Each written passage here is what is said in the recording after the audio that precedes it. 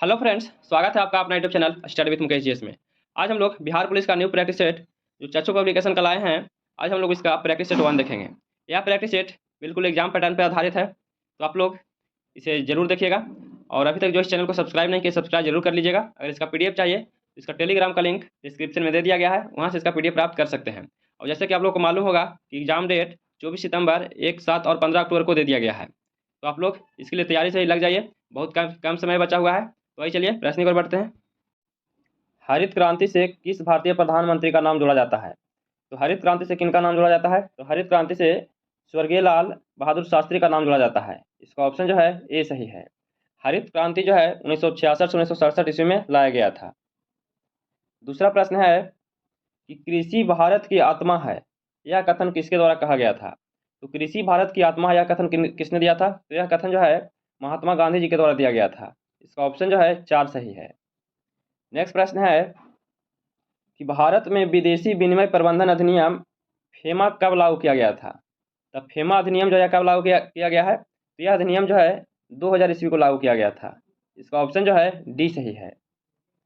Next प्रश्न है कि एक आदर्श एमीटर एवं एक आदर्श वोल्ट मीटर के प्रतिरोध क्रमशः होते हैं। तो एक आदर्श एमीटर एवं एक आदर्श वोल्ट मीटर का प्रतिरोध जो होता है शून्य होता है और अनंत होता है। इसका ऑप्शन जो है डी सही है।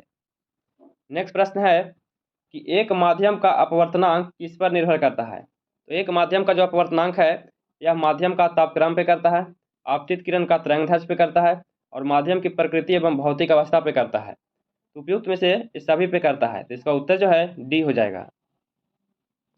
नेक्स्ट प्रश्न है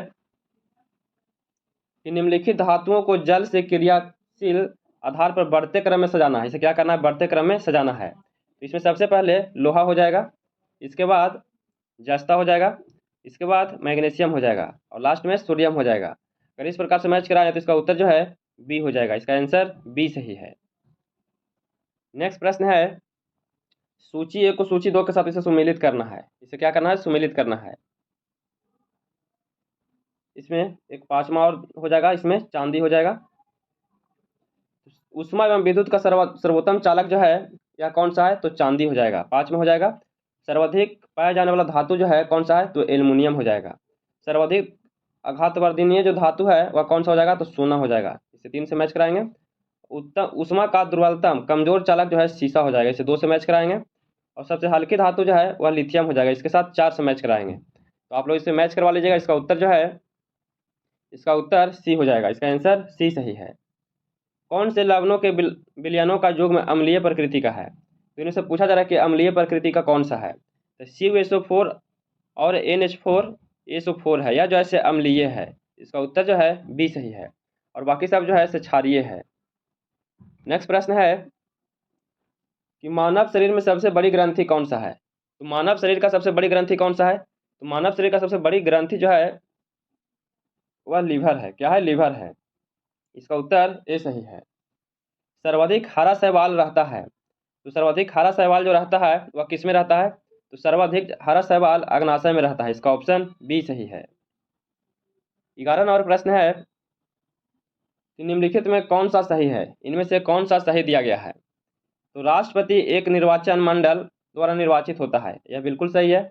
निर्वाचन मंडल में संसद के निर्वाचित सदस्य होते हैं, तो ये भी सही है। निर्वाचन मंडल में राज्य विधानमंडल के निर्वाचित सदस्य होते हैं, तो नहीं, यह गलत दिया गया है। इसमें से सही पूछा जा रहा है, तो 1 और 2 सही है। राष्ट्रपति 5 वर्ष के लिए निर्वाचित होता है, यह जैसे बिल्कुल सही है। तो 1 सही है, 2 सही और 4 सही है। आपातकाल में राष्ट्रपति का कार्यकाल बढ़ाया जा सकता है, तो नहीं, यह गलत है। एक व्यक्ति जो भारत का प्राकृतिक नागरिक है और राष्ट्रपति का चुनाव लड़ सकता है, तो ये भी गलत है। इसका उत्तर जो है डी हो जाएगा। केवल 1, 2 और 4 सही दिया गया। इसका उत्तर डी सही है।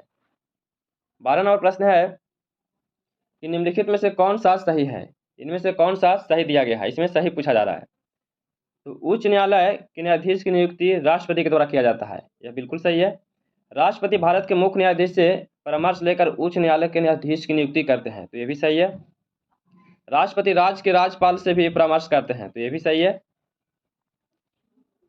राष्ट्रपति उच्च न्यायालय के मुख्य न्यायाधीश से भी परामर्श करते हैं, तो ये भी सही है। इसमें चारों सही दिया गया है, तो इसका उत्तर जो है डी हो जाएगा। 1, 2, 3 और 4 सही दिया गया है।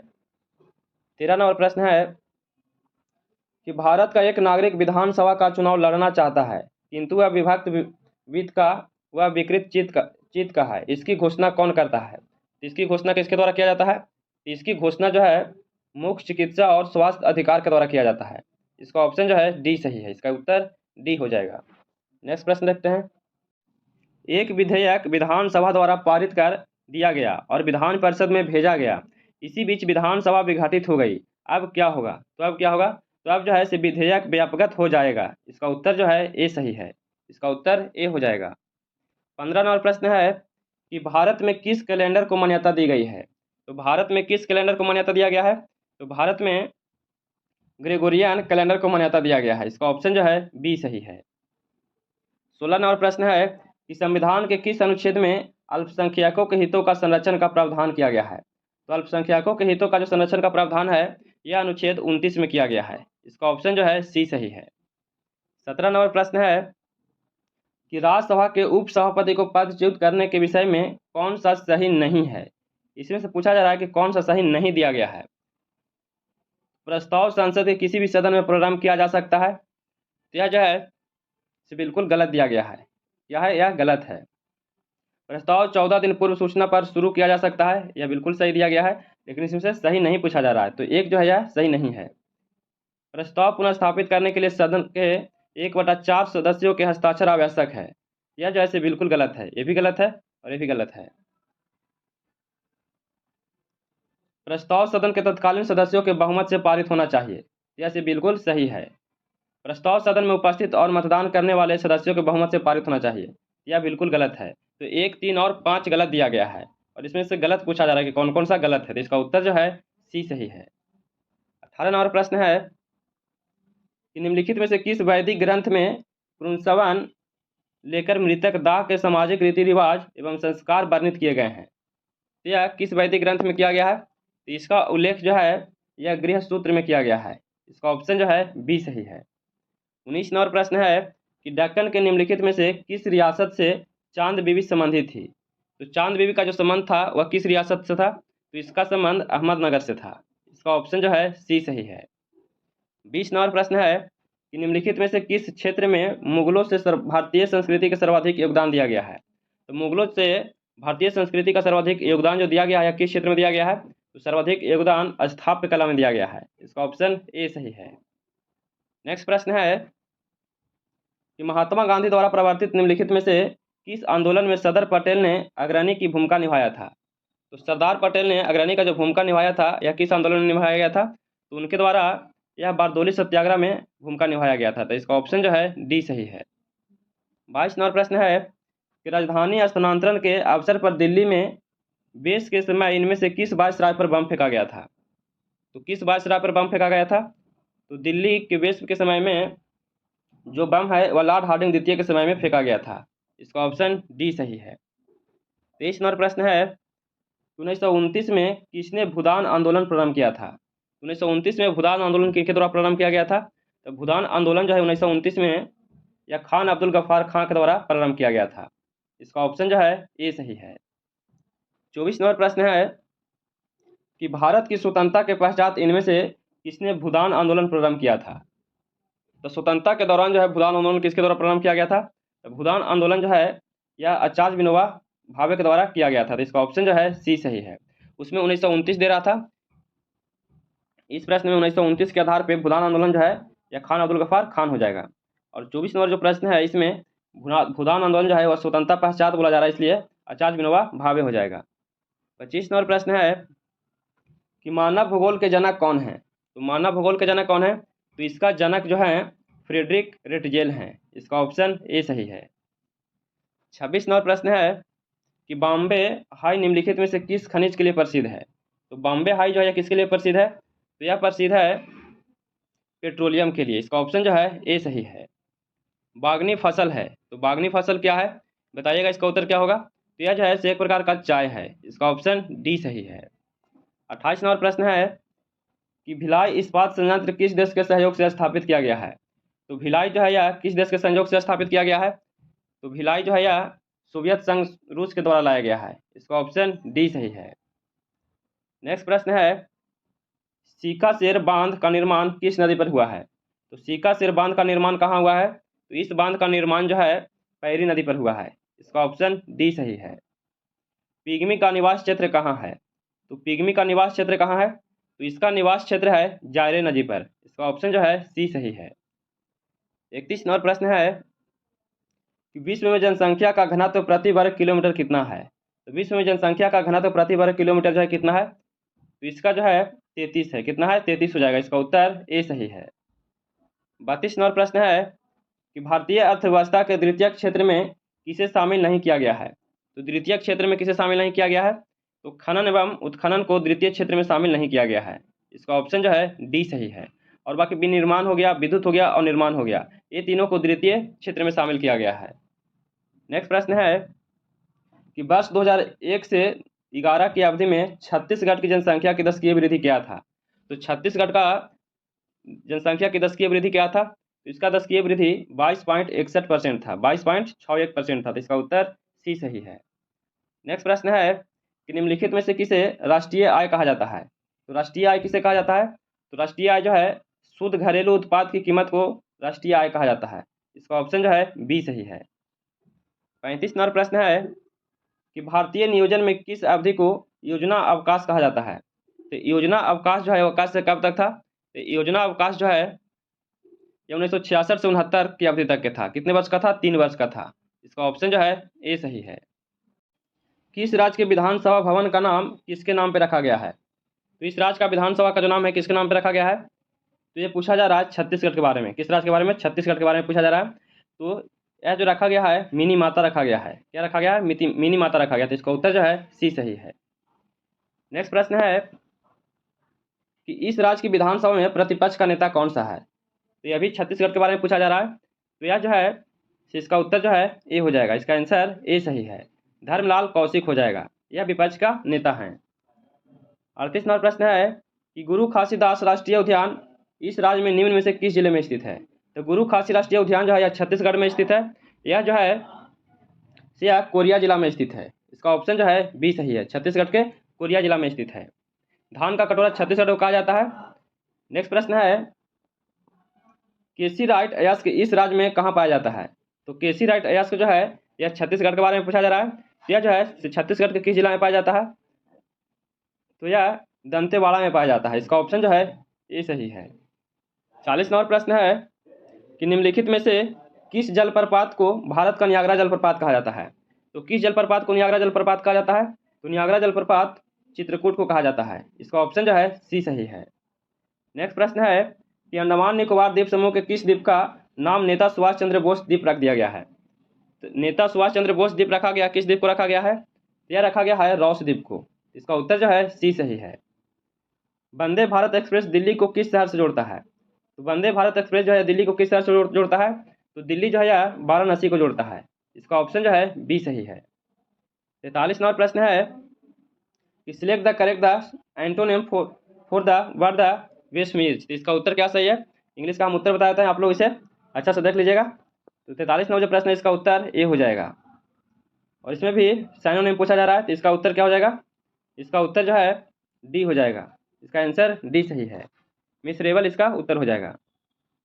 और 45 नंबर जो प्रश्न है one word the substitution for the a great lover of books. इसका उत्तर क्या सही है?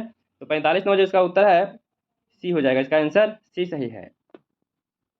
Choose the correct the feminine gender of the word stead. इसका उत्तर क्या सही है? तो 46 नंबर जो प्रश्न है इसका उत्तर जो है बी हो जाएगा। इसका आंसर हिंड हो जाएगा। 47 नंबर प्रश्न है कि fill in the blank with the correct pronoun. इसमें कौन सा करेक्ट प्रोनाउन दिया गया है? तो 47 नंबर जो है इसका उत्तर जो है सी हो जाएगा। इसका आंसर आई हो जाएगा।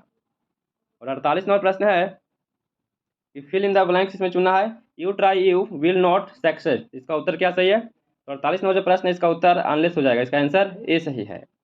Fill in the blank with the correct preposition. इसमें करेक्ट प्रीपोजिशन कौन सा है? तो 49 नंबर जो प्रश्न है इसका उत्तर अगेंस्ट हो जाएगा। इसका उत्तर सी सही है।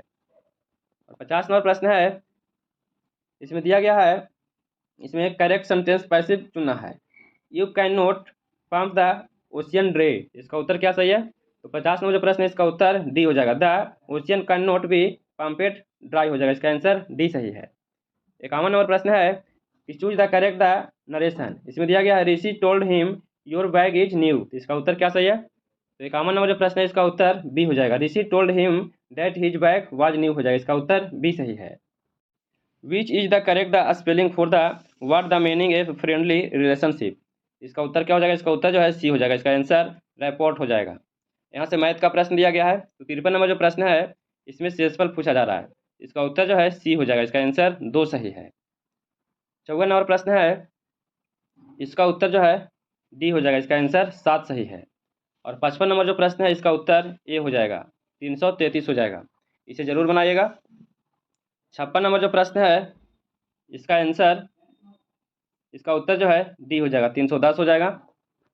और इसे जरूर बनाइएगा। जोड़ है तो इसका उत्तर जो है डी हो जाएगा। इसका आंसर डी सही है। 58 नंबर प्रश्न है इसमें इसका उत्तर क्या हो जाएगा? इसका उत्तर जो है सी सही है। इसका उत्तर 6 हो जाएगा। 59 नंबर जो प्रश्न है इसका उत्तर सी हो जाएगा। इसका आंसर 100 हो जाएगा। 60 नंबर प्रश्न है इसका आंसर जो है ए सही है। इसका उत्तर 5 हो जाएगा। और 61 नंबर प्रश्न है इसका उत्तर जो है सी सही है। इसका उत्तर सी हो जाएगा। 96 किलोमीटर प्रति घंटा हो जाएगा। और 62 नंबर प्रश्न है मिश्रण का प्रश्न है। इसका उत्तर जो है सी सही है। इसका आंसर 5 लीटर हो जाएगा। निम्नलिखित शब्दों में कौन सा शब्द हिंदी भाषा के शब्द भंडार में शामिल तत्भव शब्द है? तो इनमें से तत्भव शब्द कौन सा है?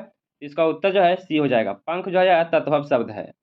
64 नंबर प्रश्न है अनेकार्थी शब्दों का सही विकल्प कौन सा है? इसमें सही विकल्प कौन सा दिया गया है? तो इसमें नाग, पर्वत, पेड़ और सांप यह जो है सही विकल्प है। इसका उत्तर बी सही है।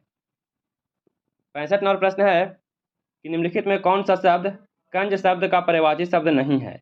तो कंज शब्द का पर्यायवाची शब्द इनमें से कौन सा नहीं है? तो अमृत है, ब्रह्मा है और कमल है। मदिरा जो है कंज शब्द का पर्यायवाची शब्द नहीं है। इसका उत्तर डी सही है। 66 नंबर प्रश्न है कि ब्रह्म प्रयत्न के आधार पर वर्णों के मुख्यतः कितने भेद हैं? तो वर्णों के कितने भेद होते हैं? तो वर्णों के 2 भेद होते हैं। इसका ऑप्शन जो है ए सही है। 67 नंबर प्रश्न है कि शास्त्रों की बात में कविता का दखल समझना यह भी धर्म के विरुद्ध है। इस वाक्य में यह किस प्रकार का सर्वनाम है? तो यह किस प्रकार का सर्वनाम है? तो यह जो है निश्चयवाचक सर्वनाम का प्रकार है। तो इसका उत्तर जो है बी सही है। ये सब हिंदी का प्रश्न दिया गया है। निम्नलिखित में कौन सा वाक्य शुद्ध है? इनमें से कौन सा जो वाक्य है जो शुद्ध दिया गया है? तो इतने में क्या देखते हैं कि सामने नंगी तलवार लिए एक खड़ा है। यह बिल्कुल सही है। वह अनेक वर्षों से वहाँ पढ़ता था और पढ़ाता था। यह भी सही है। तुम्हारे पिताजी को आने दो, तुम्हें मैं मजा चखाता हूँ। ये भी सही है। तो उपयुक्त में से इसका उत्तर सभी सही हो जाएगा। इसमें सभी वाक्य जो है शुद्ध दिया गया है। इसका उत्तर डी सही है। 69 नंबर प्रश्न है कि निम्नलिखित में से यन संधि शब्द का उदाहरण कौन सा है? तो यन संधि शब्द का उदाहरण इनमें कौन सा है? इसमें उदाहरण है मनु जोड़ अंतर, मनवंतर हो जाएगा। इसका उत्तर जो है सी हो जाएगा। यह जो है यन संधि का उदाहरण है। नेक्स्ट प्रश्न है कि निम्नलिखित काव्य पंक्तियों में से भ्रांतिमान अलंकार का उदाहरण कौन सा है? तो भ्रांतिमान अलंकार का उदाहरण कौन सा है? इसमें उदाहरण जो है पाए महावर दैन कौ नाहिनी बैठी आई, फिर फिरी जाति महावीरी ईड़ी मिट्टी जाई। यह जैसे इसका उदाहरण है। तो इसका उत्तर जो है डी सही है। इसका उत्तर डी हो जाएगा। नेक्स्ट प्रश्न है कि दोहा छंद के प्रत्येक चरण में कितनी मात्राएं होती है? तो दोहा छंद के प्रत्येक चरण में कितनी मात्राएं होते हैं? तो इसमें मात्राएं जो होती हैं ये होता है 13 11 13 11 होता है। तो इसका उत्तर जो है ए सही है। 72 नंबर प्रश्न है कि निम्नलिखित में से कौन सा शब्द आ उपसर्गयुक्त है? तो आ उपसर्गयुक्त जो है कौन सा है? इसका उत्तर जो है 72 नंबर का इसका आंसर अचेत, अर्थात और अबेर। इसका उत्तर जो है उपयुक्त में से सभी हो जाएगा। इसका आंसर डी सही है। 73 नंबर प्रश्न है कि जॉन डाल्टन जिन्होंने परमाणु के नाभिकीय सिद्धांत का प्रतिपादन किया उनका जन्म किस देश में हुआ था? तो जॉन डाल्टन का जन्म कहाँ हुआ था? तो इनका जन्म जो है इंग्लैंड में हुआ है। इसका ऑप्शन जो है बी सही है। परमाणु के नाभिकीय सिद्धांत के प्रतिपादन जॉन डाल्टन के द्वारा किया गया था। नेक्स्ट प्रश्न है कि बॉम्बे हाई कोर्ट में 3 बेंच कोर्ट है। नीचे दिए गए 4 शहरों में कौन सा बॉम्बे हाई कोर्ट बेंच एक नहीं है? इनमें से कहाँ पे नहीं है? तो 4 शहरों में जो है इनमें से एक कहाँ पे नहीं है? तो 74 नंबर जो प्रश्न है इसका उत्तर पुणे हो जाएगा। यहाँ पे हाई कोर्ट बेंच नहीं है, तो इसका उत्तर जो है सी हो जाएगा। बाकी नागपुर, पणजी और औरंगाबाद तीनों में उपस्थित है और पुणे में नहीं है। 75 नंबर प्रश्न है कि नीचे हिंदी फिल्म में संगीत निर्देशक की जोड़ी दी गई है, इनमें कौन सा एक आपस में सगे भाई हैं? तो इसमें आपस में सगे भाई कौन सा है? इसका उत्तर जो है सी हो जाएगा। कल्याणी आनंदजी जो है यह आपस में सगे भाई हैं, तो इसका ऑप्शन सी सही है। 76 नंबर प्रश्न है कि साइकिल और कारों के बॉल बेरिंग का प्रयोग होता है क्योंकि? तो साइकिल और कारों के बॉल बेरिंग का प्रयोग होता है क्योंकि पहिया और धुरी के बीच स्पर्श का प्रभावित क्षेत्र बढ़ जाता है। यही कारण है कि दोनों के बीच में बेरिंग होता है, बॉल बेरिंग। तो इसका उत्तर 20। सूची 1 को सूची 2 के साथ इसे मिलान करना है। उच्च वेग का संबंध मेक से है, तरंगदैर्घ्य का संबंध एंगस्ट्रम से है, दाब का संबंध पास्कल से है और ऊर्जा का जो संबंध है जूल से है। तो इस प्रकार से इसका उत्तर क्या हो जाएगा? इसका उत्तर जो है बी सही है। इसका आंसर बी हो जाएगा। 78 नंबर प्रश्न है कि प्रकृति के ज्ञात बलों को 4 बलों में विभाजित किया जा सकता है, जैसे कि गुरुत्व, विद्युत चुंबकत्व, दुर्लभ नाभिकीय बल और प्रबल नाभिकीय बल है। उनके संदर्भ में निम्नलिखित कथनों में कौन सा एक सही नहीं है? इसमें से पूछा जा रहा है कौन सा सही नहीं दिया गया है। तो इसमें सही नहीं है विद्युत चुंबकत्व सिर्फ विद्युत आवेश वाले कणों पर क्रिया करता है, यह जो है इसे गलत दिया गया है। और बाकी ये तीनों जो है इसे बिल्कुल सही है। इसका ऑप्शन जो है बी हो जाएगा, बी गलत है। 79 नंबर प्रश्न है कि गैलीलियो के गिरते वस्तु के नियम को और किस नाम से जाना जाता है? तो गैलीलियो के गिरते वस्तु के नियम को किस नाम से जाना जाता है? तो इसे जो है न्यूटन का पहला नियम के नाम से जाना जाता है। इसका ऑप्शन जो है बी सही है। 80 नंबर प्रश्न है कि एक ठोस डिस्क और एक ठोस गोला दोनों समान द्रव्यमान और समान त्रिज्या के हैं, इनमें किस एक का जड़त्व आघूर्ण उनके द्रव्यमान केंद्र के परित अधिक है? तो किसके अधिक है? तो यह अधिक जो है डिस्क का अधिक है। इसका ऑप्शन जो है ए हो जाएगा। इसका उत्तर ए सही है। 81 नंबर प्रश्न है एक विद्युत परिपथ के निम्नलिखित भाग पर विचार करना है। इसमें फिगर दिया गया है, तो इस फिगर को देख लीजिए। विद्युत परिपथ के दिए गए भाग में कुल वैद्युत प्रतिरोध कितना होगा? इसका उत्तर क्या हो जाएगा? इसका उत्तर जो है बी हो जाएगा, 15/7 ओम हो जाएगा। 82 नंबर प्रश्न है कि बिजली की खपत का बिल किसके मापन पर आधारित है? तो यह किसके मापन पर आधारित है? तो यह आधारित है वोल्टेज के मापन पर, केवल वोल्टेज के। तो इसका उत्तर जो है केवल एक सही हो जाएगा। इसका उत्तर केवल ए हो जाएगा। 83 नंबर प्रश्न है 82 नंबर प्रश्न है 83 नंबर प्रश्न है, यहाँ पे 82 लिखा गया, 83 होगा। एक सुरंग में 1000 वाट क्षमता वाले 5 बल्ब लगातार 20 घंटे तक जलाए जाते हैं, संपूर्ण विद्युत खर्च होगी। तो संपूर्ण विद्युत खर्च जो है कितना हो जाएगा? तो इसका संपूर्ण विद्युत खर्च जो होगा 10 यूनिट हो जाएगा। इसका ऑप्शन जो है सी सही है। इसका उत्तर सी हो जाएगा। 84 नंबर प्रश्न है कि यदि आप स्थिर वायु में धूल कणों को देखने के लिए एक सूक्ष्मदर्शी प्रयोग करें तो आपके हर समय इधर उधर चलते हुए दिखाई देंगे। इस परिघटना को क्या कहा जाता है? तो इस परिघटना को क्या कहा जाता है? तो इस परिघटना को ब्राउली प्रभाव कहा जाता है। इसका ऑप्शन जो है बी सही है। 85 नंबर प्रश्न है कि दूध को दही में परिवर्तित करने की प्रक्रिया क्या कहलाती है? तो दूध को दही में परिवर्तित करने की प्रक्रिया को क्या कहते हैं? तो इस प्रक्रिया को खमीरीकरण या खमीर उठाना कहते हैं। इसका ऑप्शन सी सही है। 86 नंबर प्रश्न है कि पानी से लोहा तथा मैग्नीज किस प्रक्रिया से हटाए जाते हैं? तो पानी से लोहा तथा मैग्नीज से किस प्रक्रिया द्वारा हटाया जाते हैं? तो यह हटाया जाता है क्लोरीनीकरण करके। इसका ऑप्शन बी सही है। 87 नंबर प्रश्न है कि अल्फा कण के 2 धन आवेश होते हैं, इसका द्रव्यमान लगभग बराबर होता है। तो अल्फा कण के 2 धन आवेश होते हैं, किसके द्रव्यमान के बराबर होते हैं? तो यह बराबर होते हैं हीलियम के 1 परमाणु के। इसका ऑप्शन जो है बी सही है। 88 नंबर प्रश्न है कि परमाणु में कक्षकों को भरने का क्रम नियंत्रित होता है। तो परमाणु में कक्षकों को भरने का क्रम जो नियंत्रित होता है या किसके द्वारा होता है? तो यह अफबाउ सिद्धांत के द्वारा होता है। इसका ऑप्शन ए सही है। 89 नंबर प्रश्न है सूची 1 को सूची 2 के साथ क्या करना है? इसे सुमेलित करना है, इसे मिलान करना है।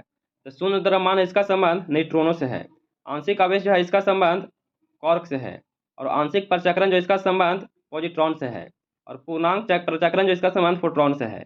इसका उत्तर क्या सही हो जाएगा? इसका उत्तर जो है ए हो जाएगा। इसका आंसर ए सही है। 90 नंबर प्रश्न है कि निर्जल सोडियम कार्बोनेट की सूत्र सहंति कितनी होती है? दिया गया है कि सोडियम, कार्बन और ऑक्सीजन की परमाणु सहंति क्रमशः 23 म्यू, 12 म्यू और 16 म्यू है। इसका उत्तर क्या सही हो जाएगा? तो 90 नंबर जो प्रश्न है इसका उत्तर 106 म्यू हो जाएगा। इसका आंसर बी सही है। नेक्स्ट प्रश्न है कि निम्नलिखित में कौन सी एक उपचायन अभिक्रिया है? इनमें से उपचायन अभिक्रिया कौन सा है? 2Mg + O2 2MgO, यह जो है उपचायन अभिक्रिया है। इसका उत्तर सी सही है। और 92वां नंबर प्रश्न है कि निम्नलिखित में से कौन सा जिप्सम का रासायनिक सूत्र है। तो जिप्सम का रासायनिक सूत्र कौन सा है, तो CaSO4 2H2O, यह जो है जिप्सम का रासायनिक सूत्र है। इसका ऑप्शन ए सही है। 93वां नंबर प्रश्न है कि पशुओं के व्यवहार के वैज्ञानिक और वस्तुनिष्ठ अध्ययन को क्या कहा जाता है।